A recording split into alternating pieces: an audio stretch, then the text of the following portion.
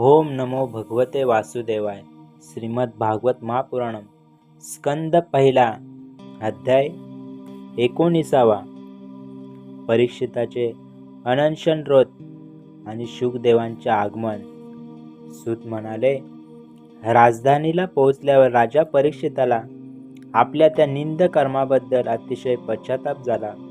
तो अत्यंत उदास होऊन विचार करू लागला, मी निरापराध तसेच आपले तेज झाकून ठेवलेल्या ब्राह्मणाबरोबर असभ्य पुरुषासारखा नीच व्यवहार केला. हे किती वाईट झाले. त्या महात्म्याचा अपमान केल्यामुळे लवकरच एखादे भयंकर संकट माझ्यावर अवश्य येईल आणि ते खुशाल येवो, कारण त्यामुळे माझ्या पापाचे प्रायश्चित्त मला मिळेल आणि असे कृत्य माझ्याकडून पुन्हा खात्रीने घडणार नाही. ब्राह्मणांच्या क्रोधाग्नीने आजच माझे राज्य, सेना आणि समृद्ध खजिना जळून खाक होऊ दे. त्यामुळे पुन्हा कधीही माझ्यासारख्या दुष्टांची ब्राह्मण, देवता आणि गाय यांच्या बाबतीत अशी पापबुद्धी निर्माण होणार नाही. परीक्षित असा विचार करीत होता तेवढ्यात त्याला असे समजले की ऋषिकुमाराच्या शापाने तक्षक त्याला दंश करणार आहे. त्यामुळे संसारात आसक्त असणाऱ्या आपल्याला लवकरच वैराग्य प्राप्त करून देणारा तक्षकरूपी मृत्यू त्याला चांगला वाटला. या जगातील आणि परलोकातील भोगांना तो पहिल्यापासूनच तुच्छ आणि त्याज्य समजत होता. आता त्याचा प्रत्यक्ष त्याग करून आणि भगवान श्रीकृष्णाच्या चरणांची सेवा ही सर्वश्रेष्ठ मानून आमरण उपोषण व्रत घेऊन तो गंगा तीरावर बसला. तुळशीच्या सुगंधाने मिश्रित असलेले गंगाजल भगवान श्रीकृष्णांच्या चरणकमलांचे पराग घेऊन प्रवाहित झाले आहे. म्हणून गंगा माता लोकपालांसहित स्वर्ग आणि पृथ्वीवर असलेल्या सर्व लोकांना पवित्र करते. मग मरणासन्न असलेला कोण मनुष्य तिचे सेवन करणार नाही. अशा प्रकारे आमरण उपोषणाचा निश्चय करून गंगा तटाकी बसून त्याने सर्व आसक्तीचा त्याग केला आणि ऋषीमुनी करीत असलेल्या व्रताचा स्वीकार करून अनन्य भावाने श्रीकृष्णाच्या चरणकमलांचे तो ध्यान करू लागला. त्रैलोक्याला पवित्र करणारे महानुभाव मुनी आपल्या शिष्यांसह तेथे येऊन पोहोचले. तीर्थयात्रेच्या निमित्ताने खरे तर संतजन त्या तीर्थक्षेत्रांनाच पवित्र करतात. त्यामुळे तेथे अत्री, वसिष्ठ, चौवन, शरद्वान, अरिष्टनेमी, भृगु, अंगिरा, पराशर, विश्वामित्रा, परशुराम, उतत्य, इंद्रप्रमद, हितमवाह, मेधातिथी, देवल, अर्ष्टिपेन, अर्ष्टिशेन, भारद्वाज, गौतम, पिप्पलाद, मैत्रेय, अर्व, कवश, अगस्त्य, भगवान व्यास, नारद तसेच यांच्या व्यतिरिक्त अन्य श्रेष्ठ देवर्षी, ब्रह्मर्षी आणि अरुणादी राजर्षीचे शुभागमन झाले.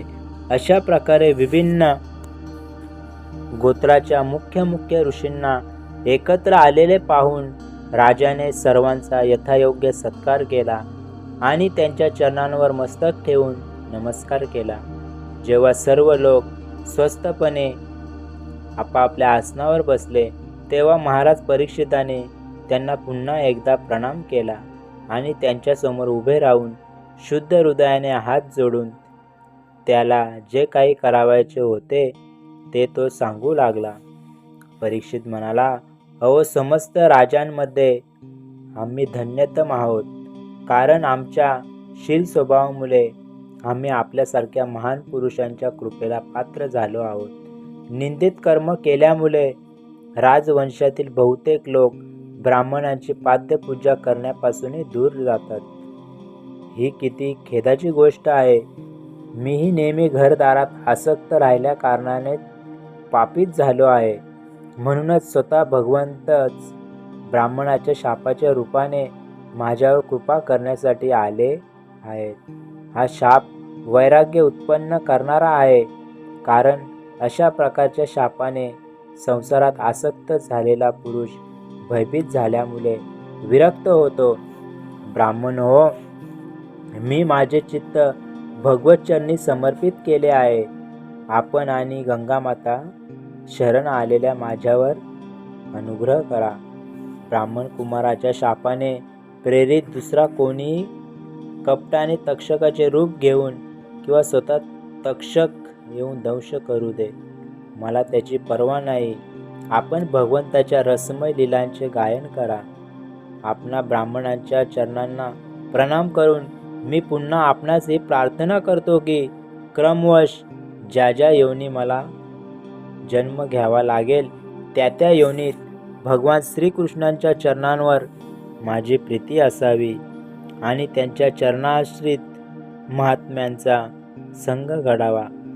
तसेच सर्व प्राणी मात्रांशी मैत्री असावी असा आपण मला आशीर्वाद द्या. महाराज परीक्षित मोठा धैर्यवान होता. तो दृढ निश्चय करून गंगेच्या दक्षिण तीरावर पूर्वाभिमुख कुशाग्र असलेल्या आसनावर उत्तरेकडे तोंड करून बसला. त्याने राज्यकारभार आपला पुत्र जनमेजयावर सोपविला होता. पृथ्वीवरील एकछत्री अंमल असणारा सम्राट परीक्षित याप्रमाणे जेव्हा आमरण उपोषणाचा निश्चय करून बसला तेव्हा आकाशातून देव समुदाय आनंदाने त्यांची प्रशंसा करीत पृथ्वीवर फुलांचा वर्षाव करू लागले आणि वारंवार नगारे वाजवू लागले.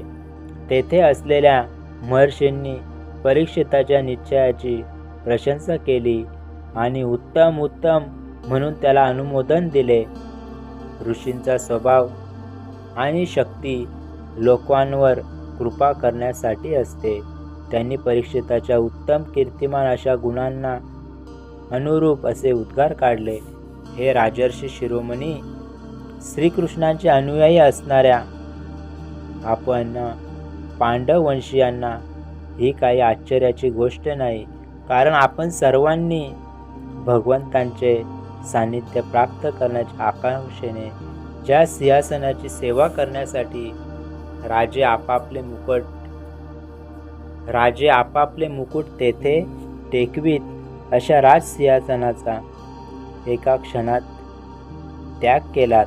जोपर्यंत हा भगवंतांचा परमभक्त परीक्षित आपले नश्वर शरीर सोडून मायेचा दोष आणि शोक यांनी रहित अशा भगवत धामाला जात नाही, तोपर्यंत आम्ही सर्वजण येथेच राहू.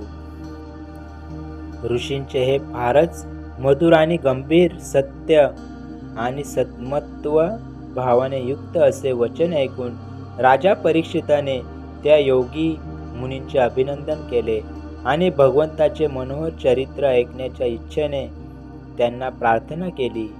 हे महात्म्यांनो, आपण सर्व ठिकाणांहून येथे आलात. सत्य लोकात राहणाऱ्या मूर्तिमान वेदांच्या समान आपण आहात. आपल्या नैसर्गिक स्वभावानुसार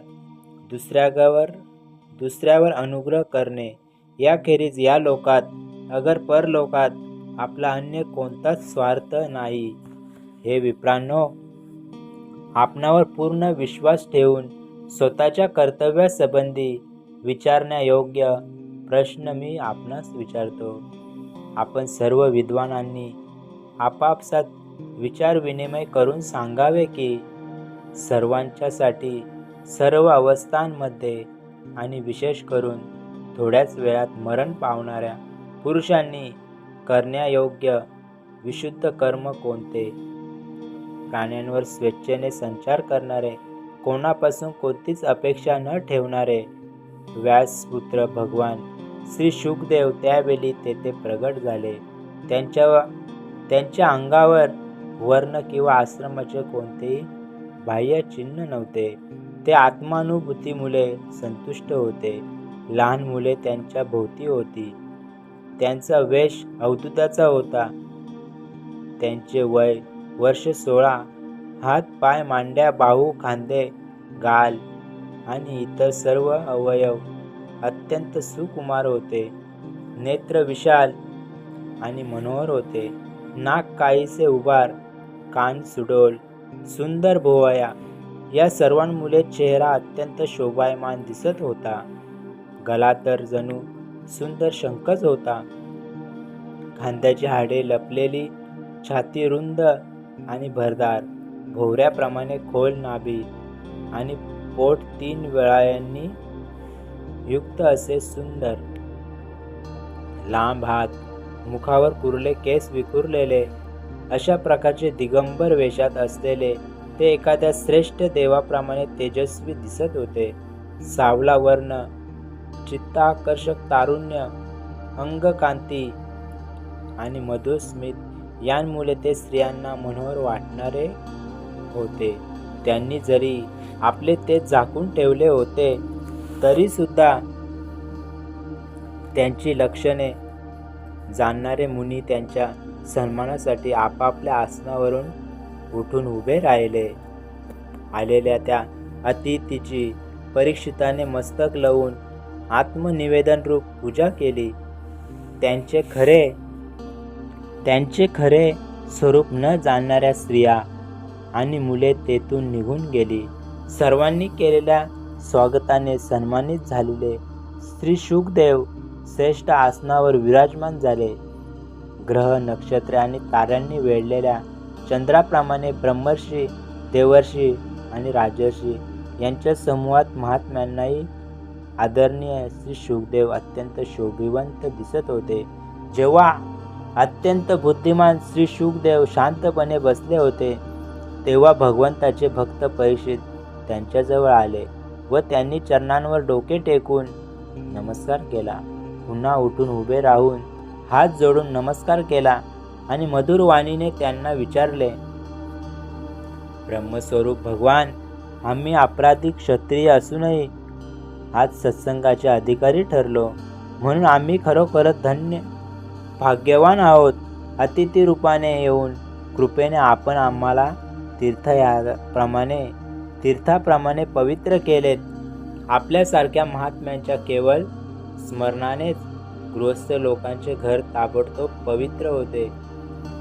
तर मग दर्शन, स्पर्श, पाद्यपूजा आणि आसनावर बसणे अशी संधी मिळाल्यावर त्या घराचे भाग्य काय वर्णावे. हे योगीवर, ज्याप्रमाणे भगवान विष्णूंच्या समोर दैत्य थांबत नाहीत त्याप्रमाणे आपल्या सान्निध्यात मोठमोठी सुद्धा पापे ताबडतोब नाहीसे होतात. पांडवांचे सुहृदय भगवान श्रीकृष्ण निश्चितच माझ्यावर अत्यंत प्रसन्न आहेत. म्हणूनच त्यांनी आपल्या आतेभावाच्या प्रसन्नतेसाठी त्यांच्याच कुळात उत्पन्न झालेल्या माझ्याशी सुद्धा आपलेपणाचा व्यवहार केला. भगवान श्रीकृष्णांची कृपा झाली नसती तर आपल्यासारख्या एकांत वनवासात राहणाऱ्या अव्यक्त गती परमसिद्ध पुरुषांनी स्वतः येऊन मृत्यूच्या वेळी माझ्यासारख्या सामान्य माणसाला कसे दर्शन दिले असते. आपण योग्यांचेही परमगुरु आहात, म्हणून मी आपणास मरण